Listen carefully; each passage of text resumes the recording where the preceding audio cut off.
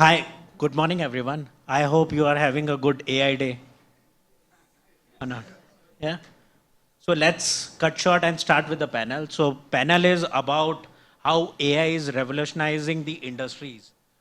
Industry means every sector is now, you can see, AI enabled. Entering into home, entering into your office, exit office, and going on a road. Everything is now AI enabled. And now we have to see how our good partner is securing everything on the way, on the go, how everything is getting secured, how we are managing, what kind of challenges we are facing. So we'll discuss about thing. We have an amazing panelist, those who have changed the industry and also dynamics through their products. So welcome everyone. So what I'll do, I'll ask one question, you can pick whichever you want to pick, and you can skip if you think you don't want to enter into some of those topic. And I would request Veena also, so put her suggestion and inputs in every bit and there, because you are the one who is expert in security, how you are safeguarding each and every part of our lives. Absolutely. So my first question to everyone will be, does your organization have any AI policy? Or you have any guidelines which you can provide safeguard your organization or not through that? Or in a developing stage?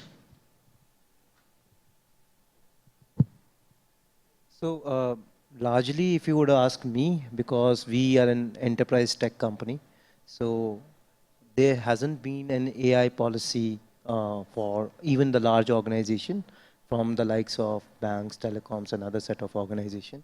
But the point is, what happening with the recent, kind of a DPDP getting into the practice and everything. A lot of these organizations have been joining hands to create certain models where they could follow those principles, and that principle would later on becomes the guidelines for them, which may be in the silos in the beginning, but that after a certain stage that may become the complete framework for the digital native organizations itself. So that is something which we're gonna see in next couple of years shaping up, because large organizations have always been sensitive around data compliances and other aspect itself.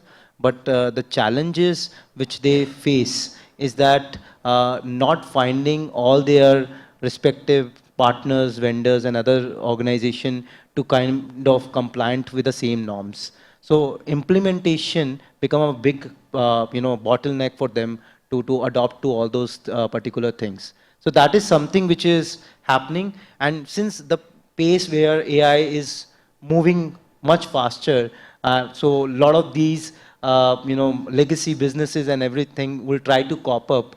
But the point is, it need to have a coherence between the government, between the digital native organizations, between other set of businesses to kind of be on the same platform, same stage, and adopt something in the form of maybe guidelines and later on as a framework. So multiple stakeholders has to come together and work more collaboratively to achieve this. You know why I have asked this question? Because most of you guys are expert now, and you have your business running on more AI only. So how that is helping you, and you know these are the challenges which later on everyone else will face. How they are coping with, how you guys are coping with those challenges. I know business is growing, money is coming, money is going out, but are you safeguarding your customers, your vendors, your partners? That is the biggest question now. So if you can. So first of all, thank you so much for inviting here. So see, our company, I come from a company called Betterhalf. It's a matrimonial company, and we use AI a lot. But yeah, definitely we have certain, I will not say policy, but we always cautious about using that, because we know that whatever the output we get is, again, it's a prediction, right? It's not the correct data. So definitely we have also system which makes sure cross-check whether the data which it provides. Biasness and other gender. Yeah, You check those. biasness and also sometimes completely different thing also it Yes. gives, right? So since, and as a matrimonial, we have a lots of user data, very secure data, users uses our platform. So we always make sure that user data doesn't go there. Whatever the data and whatever the model we use is completely with us. Okay, it doesn't go out and all. So this way we definitely secure whatever we use. But yeah, this is the time of AI, Gen AI, right? Particularly. So there is a humongous automation is happening, and productivity, if I talk about, has gone beyond our imagination in last 2 years. Right? So that is Veena, if you can put some light on that, how you are securing. Okay, I'd probably like to hear from the rest of the panelists, right? It's a very vast topic, right? And it's a double-edged sword. AI brings in a lot more of automation onto the ground. It accelerates the speed at which the businesses are growing. But it also increases and creates a completely new landscape, right? An attack surface, which we are trying to still explore, right? And security by default, right? When you talk digital transformation, a lot of you are, cloud-born customers, right? A lot of your instances are probably today running in cloud. So it's multifaceted, right?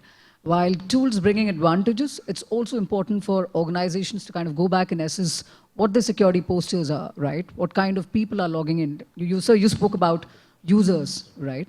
Identity, like Pradeep was mentioning in his discussion, our global threat report says that identity is the most sought after threat attack vectors by the adversaries today, right? Users are vulnerable, humans are vulnerable, right? You can coach, you can train, but there's always gaps that remains there, right? So we'll touch upon that topic a little bit, but I think I'd probably like to hear the views from everybody in terms of how they're adopting today to AI, and what are some of the use cases that they're seeing, and what are the challenges that it's imposing onto them. Yeah. So I'll go ahead. I'm like, maybe I'll put some light on the questions that have been asked, right? So I'm like, while I understand, I'm like, AI has basically moved really fast, right? And most of the organizations are right now catching up. I'm like trying to implement AI to basically gain better productivity, more personalization. But when you look at the regulations, they are not very clear at this point in time, not only at the organizational level, but even at a macro level, if you look at, I'm like, policies are not very well formulated at this point in time. But then I'm like, what I feel is also, I'm like, most of the organizations, I'm like, are doing is they basically extend the kind of policies that they have basically utilized for their APIs, in the sense that saying that, hey, I don't want to expose my PII data. While I'm sure, I'm like, most of the organizations might also be training their models on those data, right? I'm like, which they should basically safeguard. But I'm like, in terms of guidelines, if I have to put it, I'm like, I think what is required, and many of us are doing, is we basically ensure that transparency of how the model is working. That should be very clearly called out to the users. I'm like ensuring when it comes to security of the models, I'm like, you should basically ensure when you are doing the deployments, how do you secure your deployments? You need to basically ensure that. Role-based access should be absolutely very, very... to go by security by design. Absolutely. Because I'm like, until unless you don't do that, I'm like, you are basically leaving out a lot of loopholes to basically be utilized by, I'm like, other actors. Especially with, I'm like, AI, I'm like, the kind of threats that have emerged, I'm like, the kind of deep fakes that can basically happen, the kind of vulnerabilities that can basically come up, I'm like, it's very, very difficult to comprehend. And to basically counter that also, you will have to use AI so that you basically proactively identify, define a watermark for yourself, and ensure that you cut off access at what point in time. How do you define your secured access APIs to basically your models? These are the kind of things that you need to basically absolutely define. Otherwise, I'm like, it's as Veena said, I'm like, it's a double-edged sword, right? I'm like, while you might basically go fast, but you never know when you will basically hit the road bump. So it's absolutely very, very important that you define these roadmaps.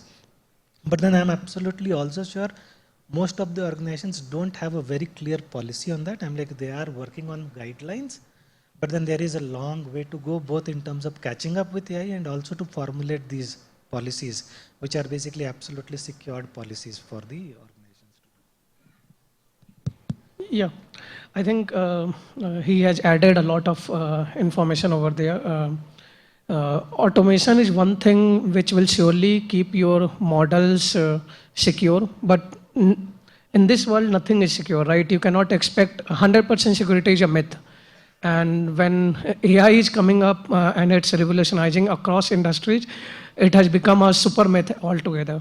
But there are some things which will hurt you very badly in terms of bad security. One is, we call it adversarial attack, where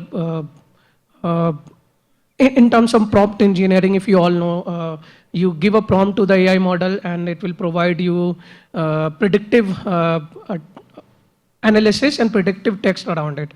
But that prompt can itself be customized or made in such a way that it can lead to a genuine prompt, but these are not genuine at all. So these are called adversarial attacks, which can be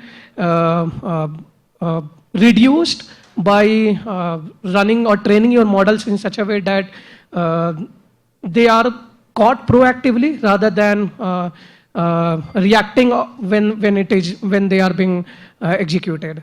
Now, another thing which my friend said is on the data poisoning. So when the models are trained, you would not like to have your models poisoned with a wrong set of data.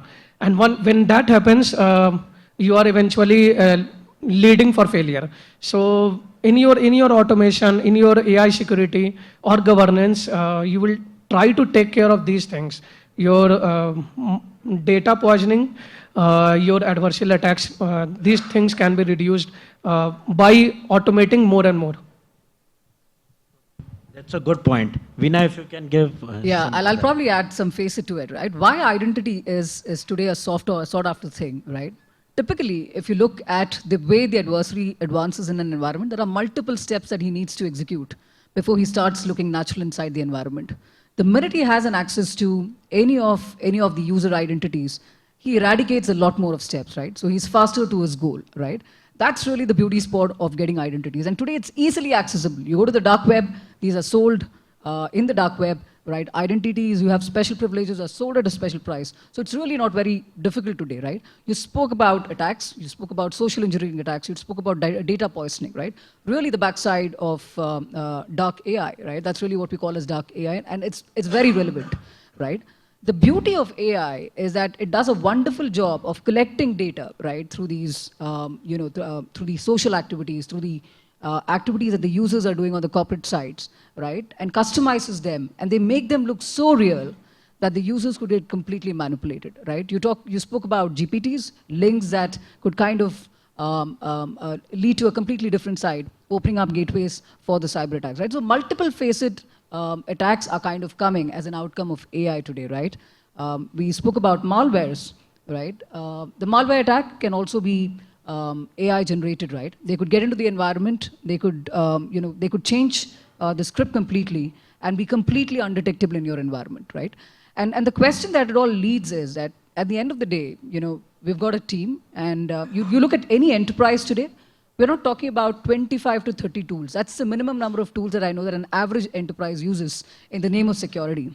And imagine, the core security member, I don't know how that could be, right? In some organizations it's 3, in some organizations it's 10. But look at the different groups that they have to kind of interface with when some incident happens inside the environment, right? Now that's a question that the organization needs to go back, that, okay, there are business transformations that you need to kind of go back and drive. Do you want to kind of outsource security, or do you want to kind of build a team of security, right? Because the landscape is only growing on security, right? So it's a question that organization needs to kind of go back and assess that, how do you kind of bring in that balance and take what's the right decision for your organization? So don't you think if you all agree, most of the organizations are struggling with a dearth of security professionals? Absolutely. So anyway, you have to outsource most of the things because you don't have those people in your organization, which I have seen from my experience of last 15 years. Still, people are struggling to get right people in their team. Yeah. And we're talking about trillions of data here, right, Vinay? Pradeep was showing the amount of events, right? AI is always an outcome of data, right? You're correlating data, right? It is about the intelligence that you build. The better the intelligence, the stronger the intelligence, you're solving one part of it. The second part is the tool that you're using, right? You could have an aeroplane in your backyard, but if you don't have a pilot to drive it, you're going to crash any which way. So there's no use of buying an aeroplane if you don't have people on board, people there on board who can drive that for you. That's really where the middle piece comes in, right? A human mind that can bring in the best of correlation of both these sides, right? Data which is AI driven. We spoke about Charlotte AI today, right? That's a generative AI piece that we've kind of gone back and developed. It's like a friend to SOC, right? It'll try and depict the language of what your team wants to kind of go back and understand, right? Helping you solve queries faster, personalizing some of the data that you want to look at, right? Helping you accelerate the speed at which you can respond back to any incidents that you're seeing in the environment. So, like I said, right, two sides of AI. So, as we're accelerating AI in our environment, there are adversaries who are equally going back and exploiting, AI for their benefit, right? Because, they're able to kind of use some of these tools, probably replicate the tools that you're using in your environment, and make themselves look like seamless within your environment. So that's really where we are in the game of AI today. Thank you for this. But I hope you guys are not afraid, because we have been talking about the security with AI. But let's hear from the panelists how AI is helping them to improve their business or grow their business. Sure. So, hi everyone. This is Vishal from Zoomcar. And thanks for having me as a panelist. So, for us, we are again a very high growth digital native startup. And any new technology that comes in, we would go deep and adopt it. We worry a lot less about security at this stage, but yeah, we are open to fail as well. We are open to experiment a lot of these technologies. So I think with Zoomcar, since last 6 months, we have been experimenting, doing some POCs around using either Gemini, either GPT, and how can it help us in the customer experience. So the very basic use case which a lot of companies and orgs are adopting is on the customer support side, right? And how can that help us reduce our customer support agents or improve the experience which we can give to our customers. So that is one very basic use case which we have tried, experimented. We are still in a stage where we do recommendations to our customer support agents on what they can reply back to the customers depending on their questions, and that's something which is ongoing as we speak. The other thing which we are trying out is how can our catalog become enhanced and enriched through Gen AI. Now it could be summarizing all the reviews of different cars which we have on the platform and giving a very crisp view of the car. It could be enhancing the images as well. So we experimented with that as well a bit. So these are few use cases which we have tried out, and I'd say we are in kind of 80% done. In next couple of months, we would be rolling out a few of these in production for our real customers, and then see where it goes. Dinesh, if you can talk about this, because I think you're the one. So, how many of you have used ixigo trains or Confirmtkt at any time? I see a few hands, yes. So primarily we are into travel sector, right? The most important use case for which we use AI is to solve the customer support solution, right? We have a Tara, which is chat-based solution, which actually engages. And our recent product is, we also launched something known as ixigo Echo. What it does is, like, on a daily basis, we get somewhere around 3,000 calls to the customer support team, right? So there is always a customer support team. There is an audit team which audits randomly some 2 to 5 calls or 10 calls, right?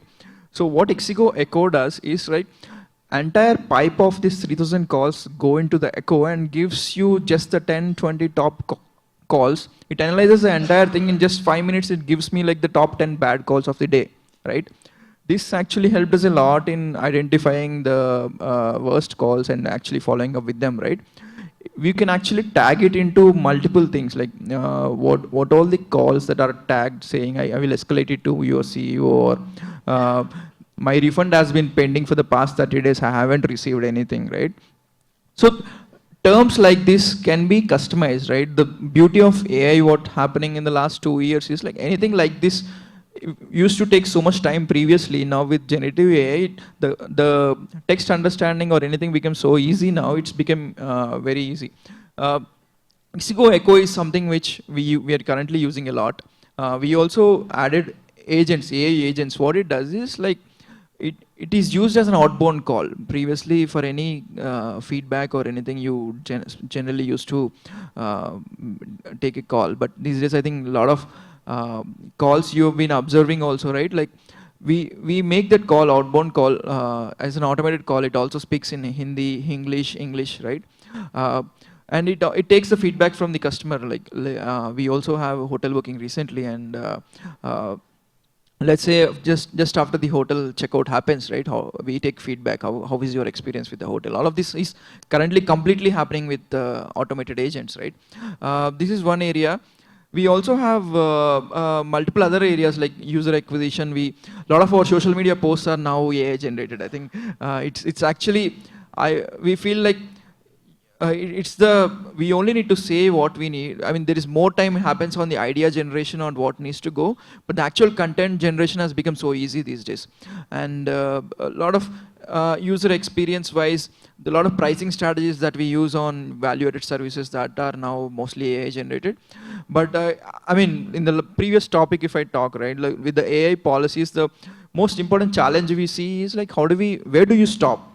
Let's say if you tell your service to optimize on pricing or optimize on profit, it can squeeze it in such a way that the profit becomes maximum, but at the same time, whether are you actually benefiting user or are you, I mean, there definitely needs to be a human intervention at some point, right? So for everything wherever we are using AI, just for the predictions or anything, there is always a benchmark or at some point where I think it's not that you need to be 100% or something, right? I think there should be some which can only be defined by a human, right? So that's, I think, majority we actually benchmark in such a way, if it is a human, how does he do versus an AI, right?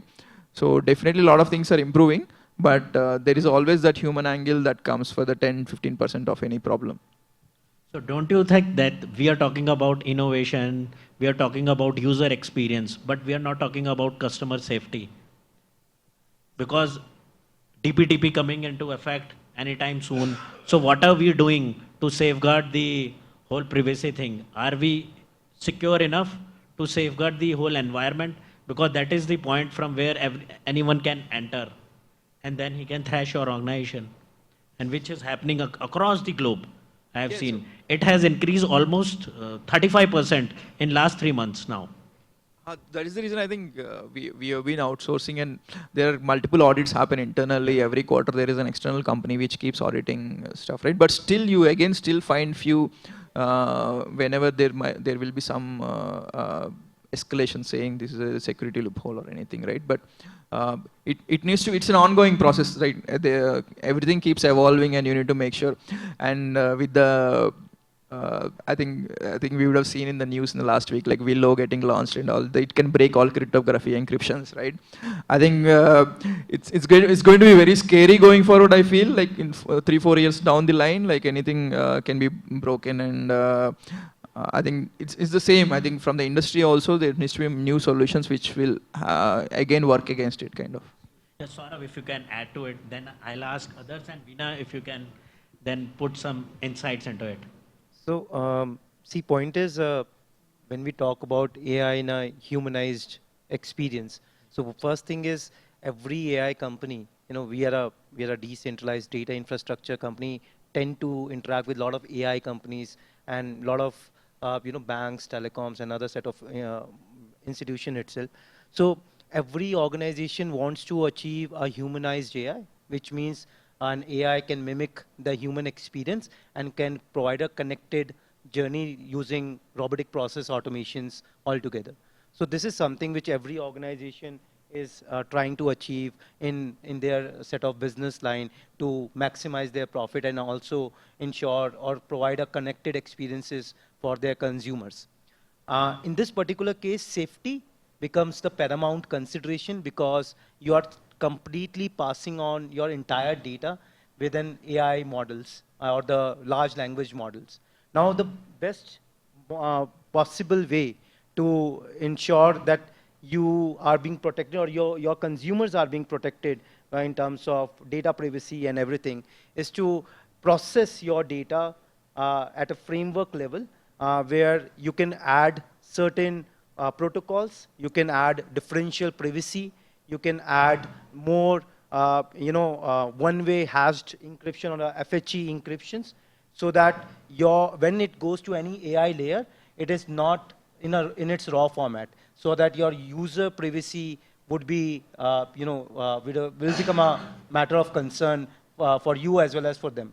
So that is one aspect which every organization might be or should be looking at it. And also at the same set of time, there are different set of, not only just on the privacy side of it, in terms of AI, you have to get all the LLMs being audited of whatever you are bringing in your environment. Many of the cases, we tend to just go online and find out what are the open source LLMs and just source them into our environment without getting it properly checked of which can possibly consist of any malware. Certain, Ashwin pointed out adversarial effect of, those kind of effects are being led to compromise of user privacy altogether. So we have been building a stack where individual consent management can be handed over to them as per the upcoming DPDP state itself, where we are saying that user will be given an upper hand, where he would first able to identify where all their data resides and able to trace back that particular data with an applied consent management layer at a framework, where initially large organizations are participating into it at a decentralized framework. And then long tail, another set of organization would start adopting to it as soon as the DPDP is being out in the implementation policy side of it. So point is, at the end, it become a very important for technology companies to become that key stakeholder which would enhance the user experience, but at the same time shall be abided to take care of the user privacy as well. So that's my 2 bit on this. Yeah, I would like to add a couple of points here. So, see, the first thing, I think one of my friends was talking about PID data, which we call it personal identifiable attributes. These PIDs, you would try your best not to have the PIDs go into your LLM models, but you can only try, right? You will put all your safeguard checks, all your automation checks, and you can try to become or tend to go at 100% security. But there are ways which other companies, bigger companies are actually doing it. I was reading about NVIDIA, and NVIDIA does something called as synthetic processing, where they will not feed any data to their models. And if there are test data that, or PID data that have to be fed, they will use some kind of a synthetic data. Means these are the data that they will be creating, and these are just dump data of the users. They don't exist. These are some dump data.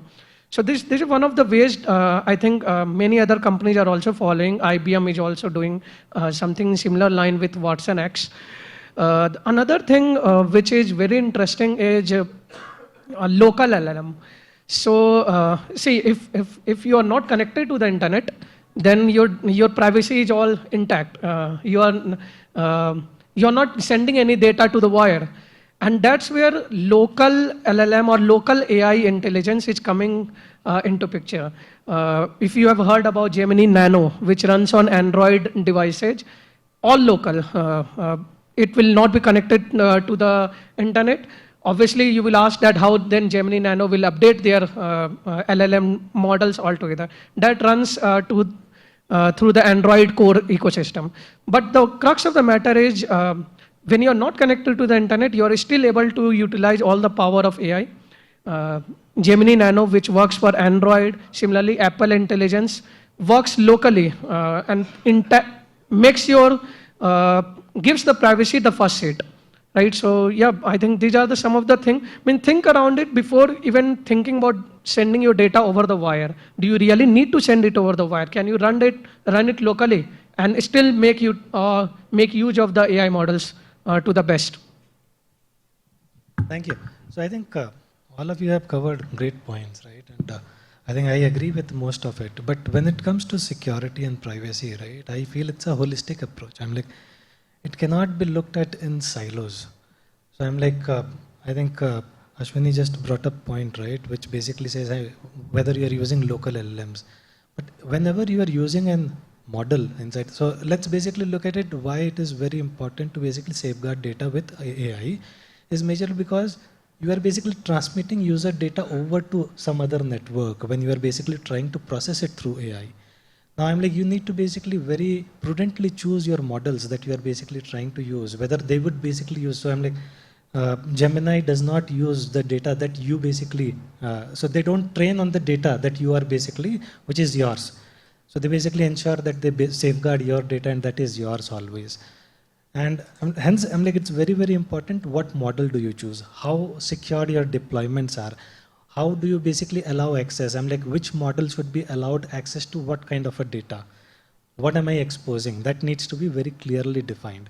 At the same time, when you are basically training your models, you need to basically continuously keep on looking and pruning data of what you are basically training your models with, because over a period of time, it becomes so complex that if you do not continuously keep on pruning your data, you might basically fall into a trap where you might basically leave loopholes.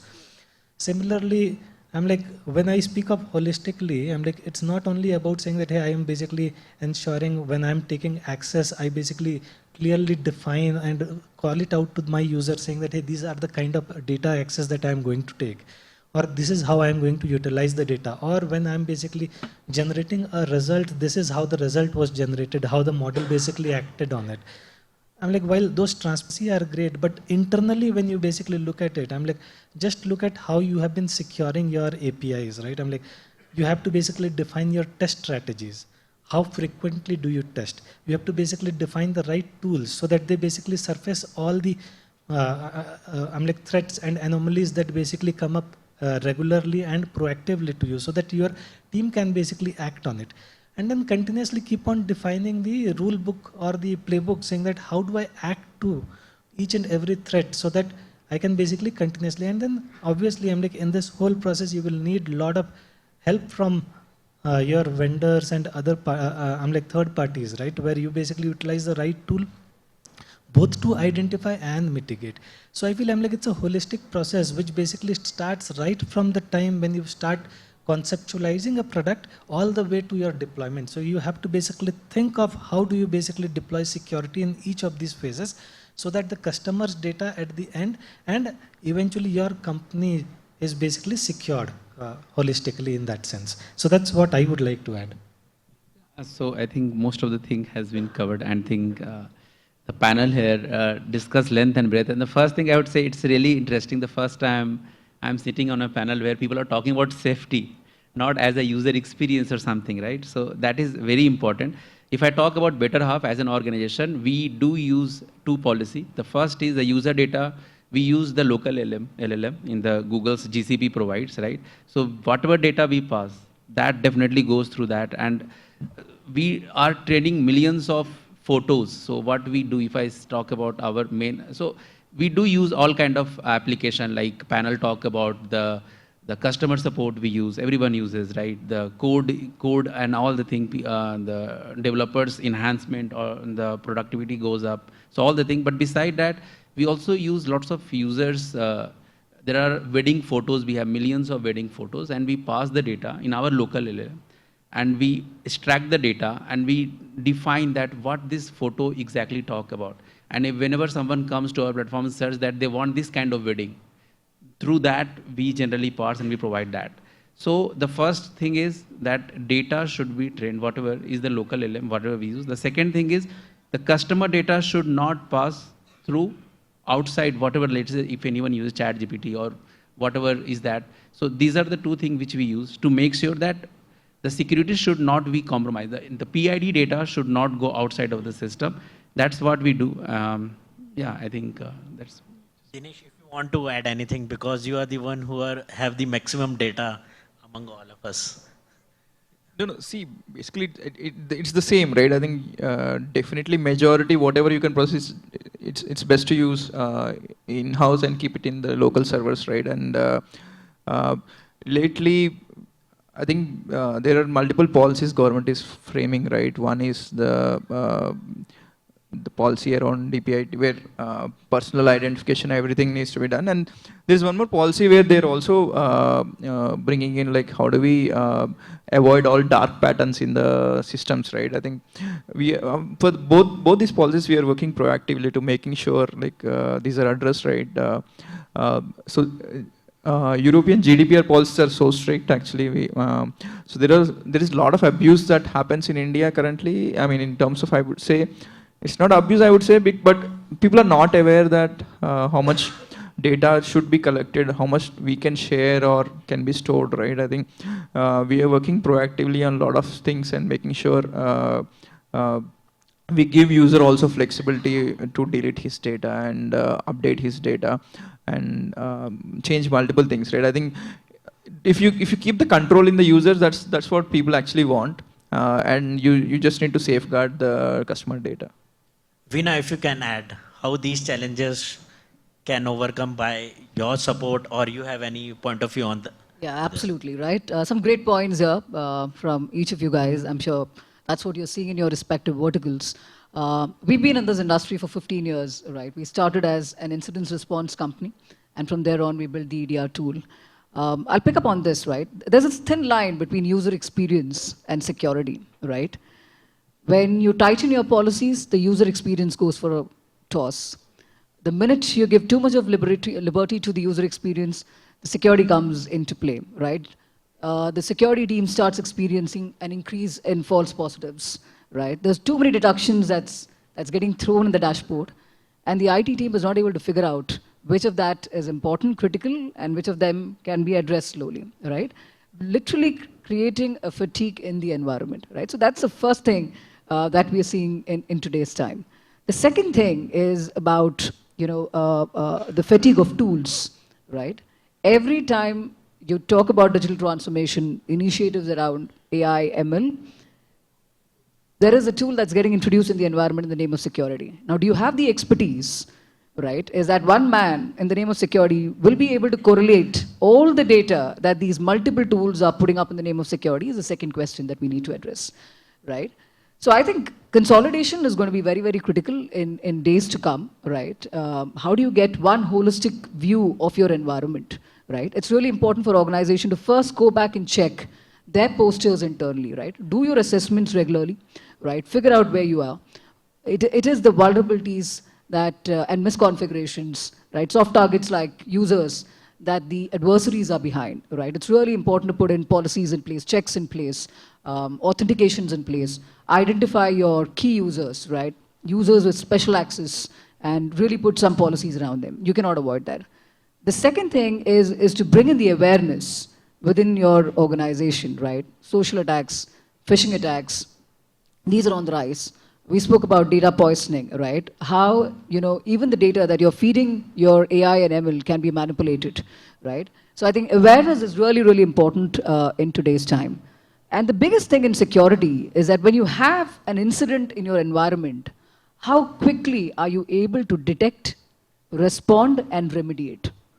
And recover from that. Absolutely, right? Today, we're talking about an average breakout time of 62 minutes.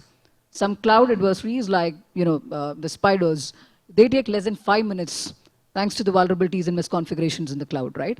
That's really the speed at which the adversaries are operating. So do you have the in-house capability to kind of go back and combat that? I think, that's really what organization needs to kind of go back and assess and then decide that, do we take the control of this or give it to parties like us, right? You look at CrowdStrike today, we are leaders. We are recognized by analysts for our threat intelligence, right? Whether it's international warfare or whether it's cybersecurity threat, it's really important to have that kind of intelligence, right?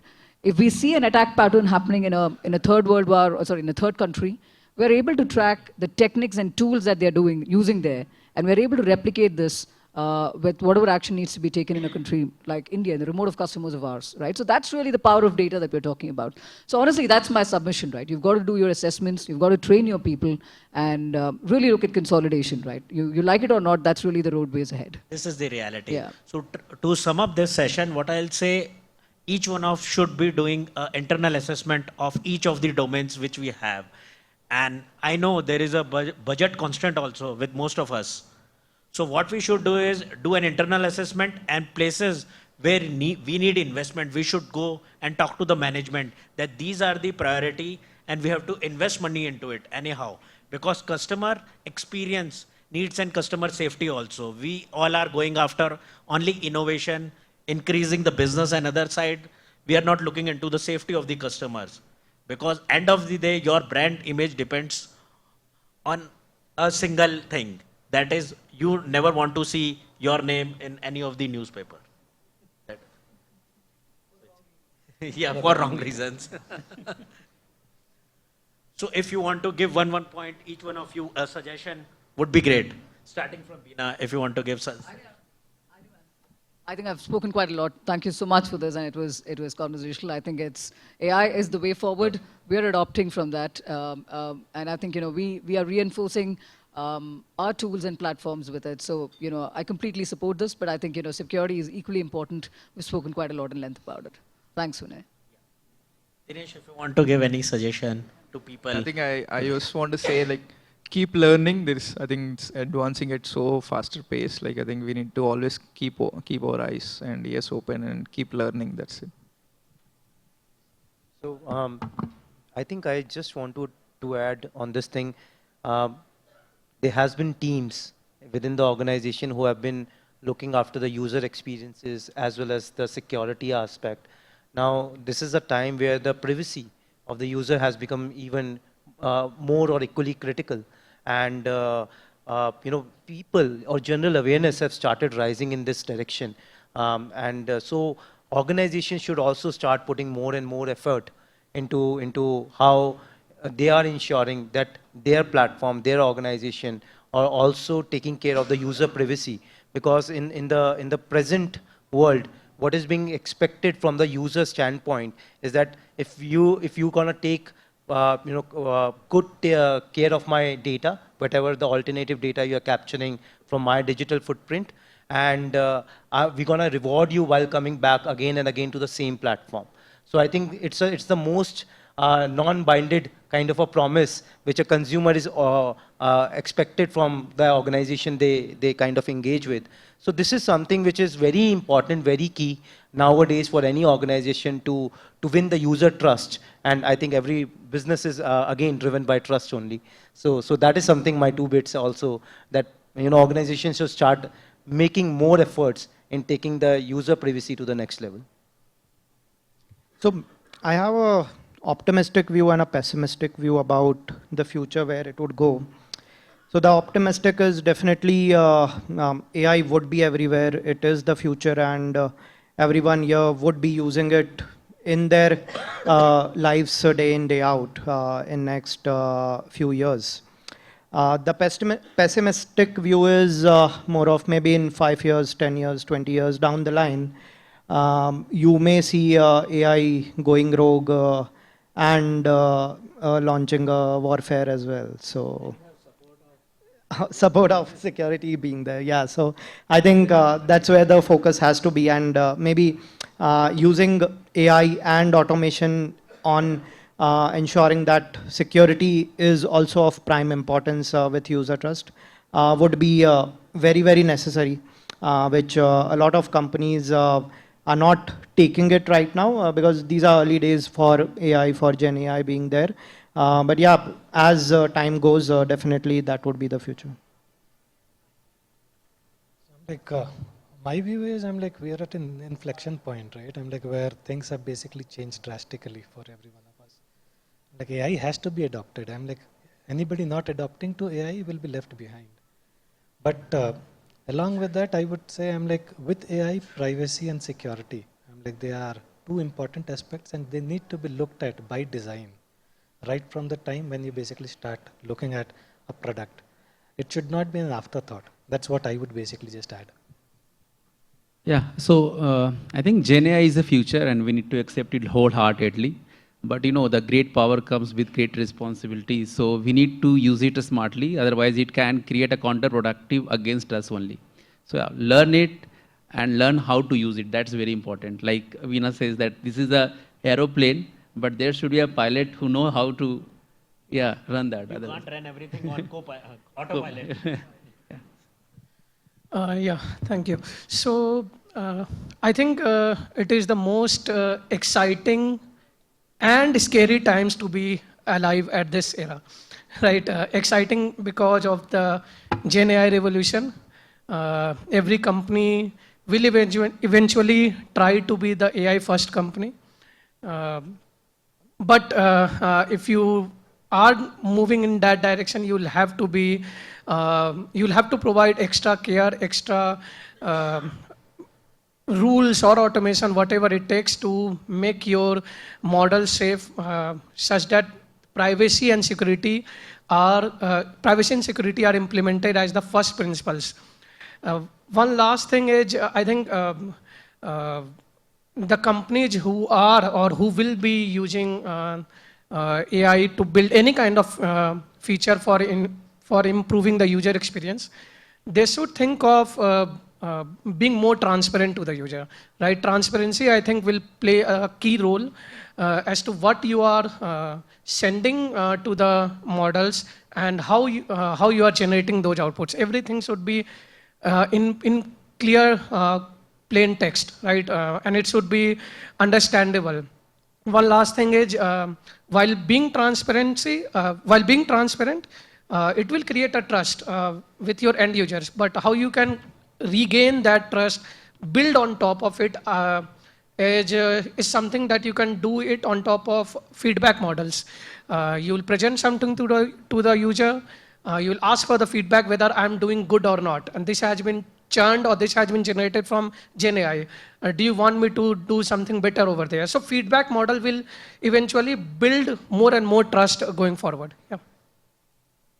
Thank you, everyone. And last point, what I would say is the key lies is staying proactive, informed, and ethical way in leveraging AI. Because security should be the first point now. Yeah, sir, please. I have one question. Yeah, please. That's okay. I'm a teacher, therefore my voice is, I don't need any. That's okay. Only I need a board and chalk piece, so I'm there with everybody for almost 2 hours. Okay, I have the question for everybody. I want to know about, anyways, my first point is already answered. My question otherwise was the steps taken to comply with the relevant data protection, GDPR regulations. You have answered. That's okay. Now my question is all about the cross-border data transfer. So what is that about where the ensurety of complying with the international regulation? Because we both are into the drones regulation at IISc, Indian Institute of Science, where Prime Minister's office has sent, and then 40-member committee, we are there for drones, almost completed our policies, and then it is going for approvals also. Same way is what I'm trying to put forth the question. So again, I'm repeating, my question is all about the cross-border data transfer, policies that comply. Thank you. Sir, I'll take this question offline because most of these guys are not from cyber specifically. So I'll take it offline with you. Okay? Yeah, please. It's great to see that we all are talking about user data, transparency, and also thank you guys. It was a great discussion. One thing I wanted to know about that, whatever the user data, the PIDs you guys are talking about, right? That definitely goes to your internal team, a set of people who will have access of all these production data. What training or what kind of solutions you are taking for your training your internal team so that that will not be misused? These Gen Zs are mind-blowing. Even if you are training them, they will have access to everything. Okay. So what precautions you guys are taking to train your internal team? And I have one more, maybe we can take offline also. Yes. But the workflows you guys are defining, right, for the whole data processing and all. If as a user, I'm claiming that my data has been breached or is stolen, how soon you can give me the confidence back that it is not the case and this is how you guys are protecting? So what is will be the time limit where I can get the confidence back that, okay, my data is not stolen and I'm in a safe hand?